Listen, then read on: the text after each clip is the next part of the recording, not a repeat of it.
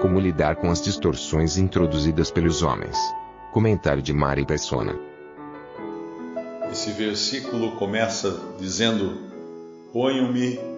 por causa disso me ponho de joelhos perante o Pai de nosso Senhor Jesus Cristo, do qual toda a família nos céus e na terra toma o nome, para que, segundo as riquezas da sua glória, vos conceda que sejais corroborados ou fortalecidos com poder pelo seu Espírito no homem interior.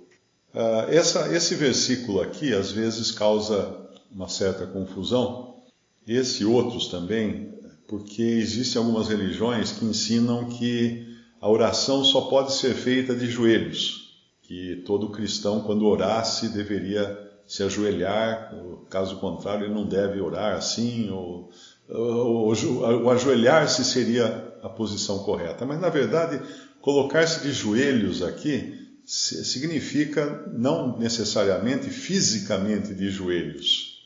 Porque quando ele está escrevendo a carta, né, ele fala: por causa disso, me ponho de joelhos perante o Pai de nosso Senhor Jesus Cristo. Ou seja, ele se coloca numa posição de submissão, de sujeição a Deus Pai, para rogar pelos irmãos. Porque nós encontramos em toda a Bíblia diferentes orações de diferentes pessoas em diferentes posições. Nós encontramos, por exemplo, Jonas orando no ventre, dentro da barriga de um grande peixe. Agora, eu não sei, eu nunca estive na barriga de um grande peixe, deve ser meio complicado você se ajoelhar dentro de um grande peixe. Ele deve ter orado do jeito que ele estava, na posição que ele estivesse ali. Nós encontramos Pedro Paulo e Silas orando e cantando hinos na prisão, ali antes da conversão do carcereiro, em Atos 16, eu creio. E eles não poderiam estar de joelhos, porque eles estavam com os pés nos troncos, ou no tronco, né? Os pés no tronco. E a maneira como os romanos prendiam um prisioneiro com os pés no tronco, a gente já viu em museus, tem às vezes aquele tronco comprido assim, que tem umas cavidades, né? Para caber a perna. Aí colocava as pernas da pessoa e punha um outro tronco em cima e um cadeado fechando os dois troncos. Mas eu li um comentário que, na realidade, eles não colocavam dois prisioneiros no tronco com as suas duas pernas certinha dentro de dois daqueles furos. Era a perna de um num orifício, pulava um orifício e aí a outra perna no outro orifício. Aí a perna do outro, nesse orifício do meio, pulava aquele que estava a perna e outro. Então eles ficavam com as pernas cruzadas, presos, com uma posição totalmente desconfortável para sofrerem mais, com as pernas abertas, presos no tronco. Ele não poderia ajoelhar, eles teriam que fazer uma ginástica ali, os dois combinarem de virar esse tronco. Então a ideia de que você só pode orar de joelhos, ela é falsa. Mas a ideia de que você só deve orar numa posição de coração, ou numa atitude de rebaixamento diante do Pai, ou de humilhação diante de Deus, essa sim. Por isso, quando ele fala aqui, ponho-me de joelhos, ou me prostro diante do Pai, porque nós vemos pessoas orando em pé, orando sentada, orando deitada, orando prostrada no chão, orando de todas as maneiras. E com olhos abertos, o Senhor Jesus orava de olhos abertos, porque diz que Jesus, levantando os olhos para o céu, disse: Pai. Então ele começa a orar olhando para o céu com os olhos abertos. Então também não seria uma norma dizer que o cristão deve fechar os olhos para orar, né? Às vezes a gente até ensina os filhos, fala assim: não, fecha os olhinhos agora para você orar, falar com o Pai, falar com o Senhor. Na realidade não existe uma determinação assim tão precisa de fechar os olhos para orar. Então é muito importante entender essas coisas, porque a coisa mais difícil que tem para uma pessoa largar são regras. E eu percebo isso, às vezes, pessoas que saem de denominações para congregar o nome do Senhor, algumas pessoas, alguns irmãos ou irmãs, de repente eles trocam algumas regras por outras regras.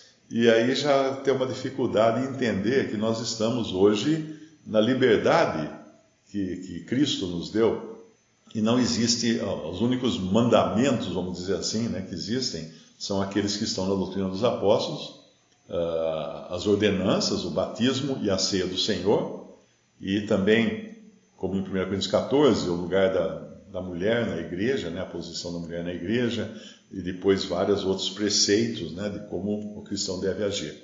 Mas não tem nenhuma coisa relacionada à posição física, como também aquela passagem, quero que todo varão ore levantando mãos santas, que está em 1 Timóteo 2,8.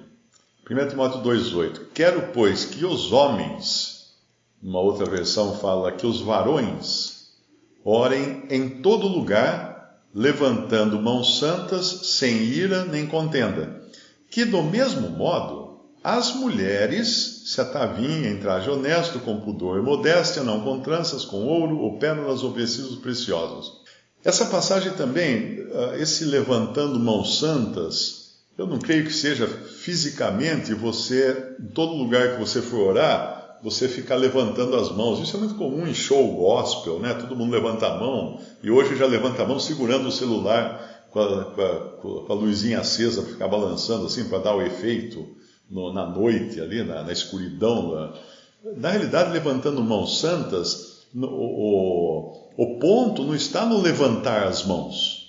O ponto está nas mãos santas, no serem santas as mãos. Ou seja, você ora apresentando a Deus uma atitude de que você não tem nada a esconder, que você está sem estar envolvido em coisas pecaminosas ou coisas malignas.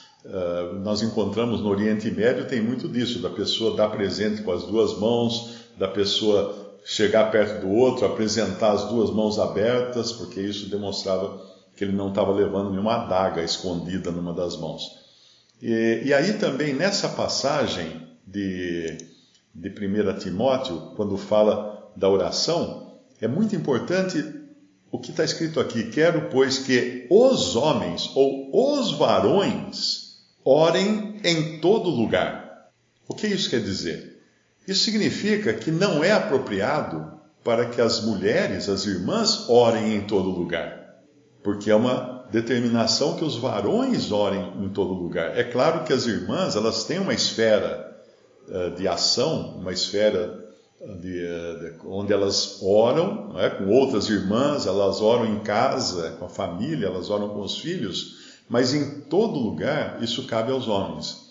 Então, uma oração pública feita por uma mulher está totalmente fora do contexto bíblico, que não só proíbe que a mulher ensine, como fala em 1 Timóteo 2, eu acho que é até na continuação, né, dessa passagem aqui, que vai falar no versículo 11, a mulher aprende em silêncio, com toda sujeição, não permite, porém, que a mulher ensine, nem use de autoridade de homem, mas que esteja em silêncio. Algumas versões falam autoridade sobre o marido, mas no original é autoridade de homem, mas estejam em silêncio. Então existe essa restrição para as mulheres ensinarem, existe a restrição para que as mulheres orem em todo lugar, porque isso cabe a homens fazer. Uma oração pública de uma mulher é totalmente fora do lugar. Existe em 1 Coríntios 14 a restrição para a mulher falar na igreja. O que significa igreja ali? É um templo? Não. Igreja é a reunião dos santos, quando congregados ao nome do Senhor, com a autoridade do Senhor presente no meio deles. Isso é a igreja reunida, né?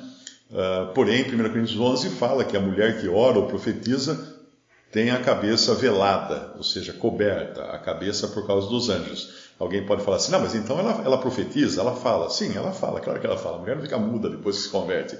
Ela fala, mas dentro da esfera que lhe é apropriada.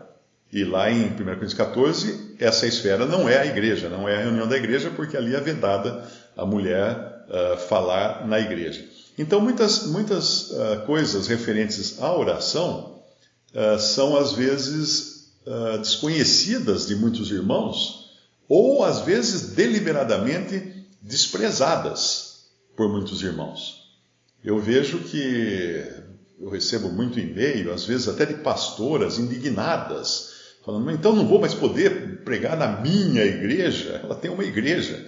E é claro que não era para ter nem a igreja, que a gente só encontra na Bíblia a igreja de Deus, nós não encontramos a igreja do pastor ou da pastora fulano, a igreja de Deus, que ele resgatou com o sangue que lhe é próprio, o seu próprio sangue, né? O sangue de Jesus.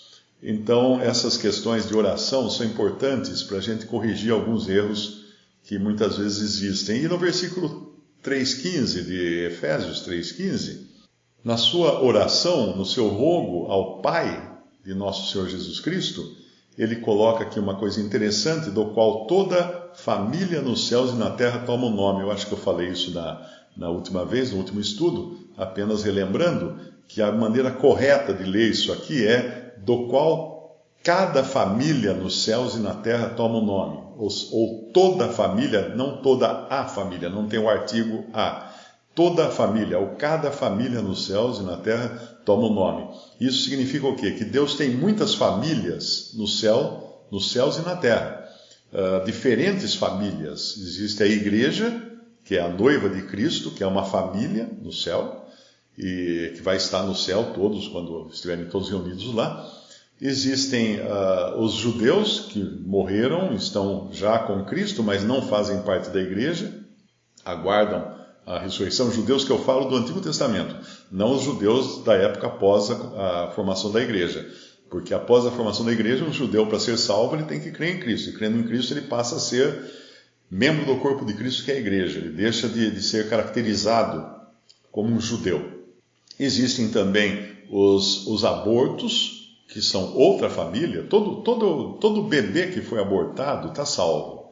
Está na presença do Senhor, aquele que recebeu os meninos nos seus braços. Crianças também que morreram antes da capacidade de crerem no Senhor Jesus estão salvas. Pessoas com deficiência mental, mentalmente incapazes de entender o Evangelho ou de tomar uma decisão, também estão salvas. Quando morrem, vão diretamente para o Senhor. Mas são diferentes famílias, fazem parte de cada família nos céus que Deus reconhece como tal. Essa semana um jovem perguntou para mim por que Deus não criou o homem com superpoderes. Eu acho que ele foi muito influenciado por revistinha de quadrinhos, Super-Homem, essas coisas.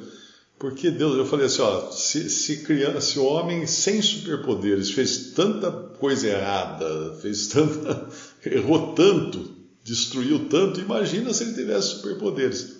Mas eu devia ter falado mais para ele, porque na realidade o novo homem, ele tem sim superpoderes.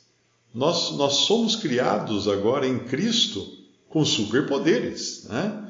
Mas que poderes são esses? Aqui nos fala 2 vezes em poder, no capítulo 3, versículo 16, para que segundo as riquezas da sua graça vos conceda que sejais corroborados ou fortalecidos com poder pelo seu Espírito no homem interior. Mas esse é um poder para o homem interior, não é para o homem exterior. Então é um poder que as pessoas não vão enxergar. E a finalidade desse poder é justamente a que fala no versículo 17, a fim de, estando arraigados e fundados em amor, poderdes perfeitamente compreender com todos os santos qual seja a largura, o comprimento, a altura, a profundidade, e conhecer o amor de Deus, o amor de Cristo, que excede todo o entendimento. Então é um poder muito mais para nos encher de Cristo do que nos capacitar a mover montanhas, ou a voar, ou ter visão de raio laser, ou coisa desse tipo. E quando nós falamos em poder, é muito comum o homem achar que poder é algo para fazer, é algo para você ter para fazer as coisas, né? Eu quero poder. Para que você quer poder? Para fazer as coisas, para trabalhar muito, para conseguir isso.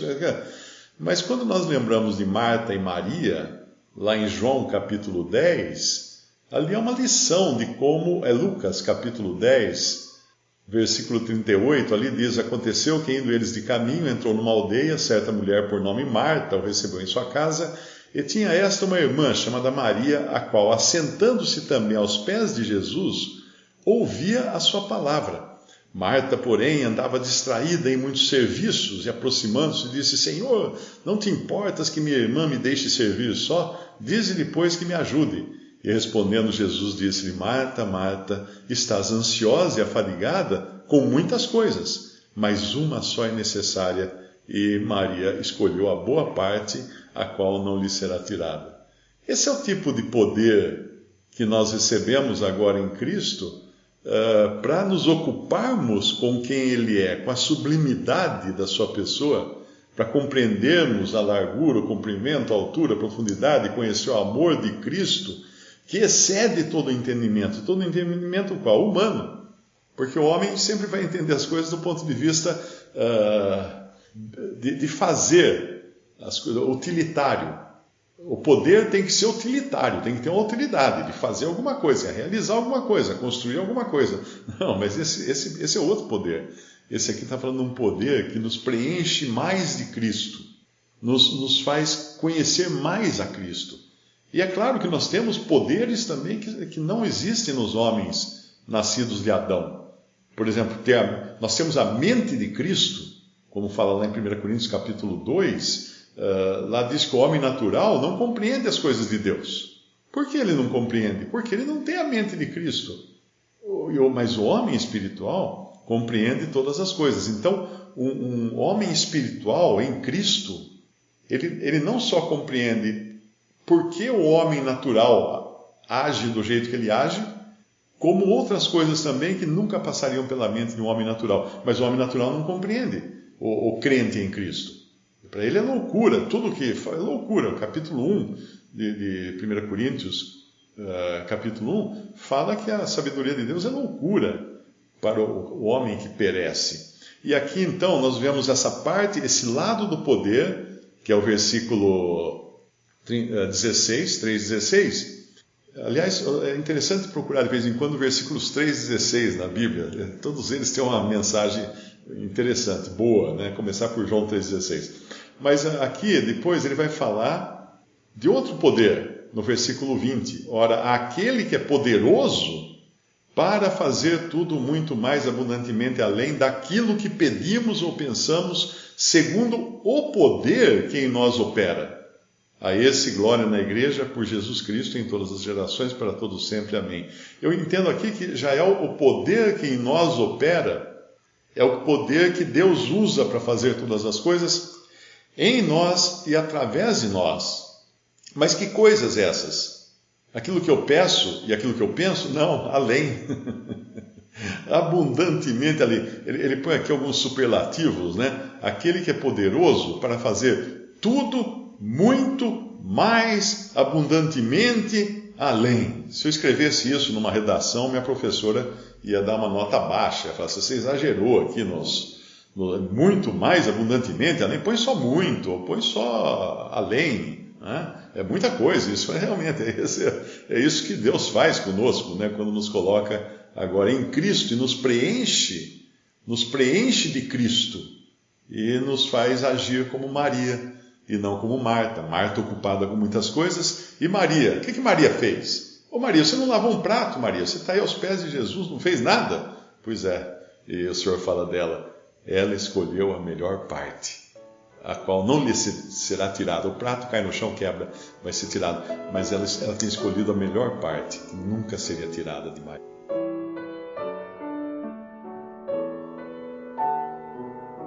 Visite Respondi.com.br.